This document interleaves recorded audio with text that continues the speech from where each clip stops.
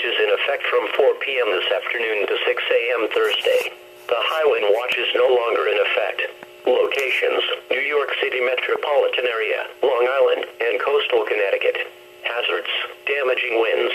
Winds, east 25 to 40 miles per hour with gusts up to 60 miles per hour. Timing: strongest winds are expected this evening into tonight. Impacts: winds of this magnitude will likely down trees and tree limbs, power lines and holiday decorations, and cause minor property damage. Power outages are possible. Driving high-profile vehicles will be difficult, especially on elevated roadways and bridges. A high wind warning means a hazardous high wind event is expected or occurring.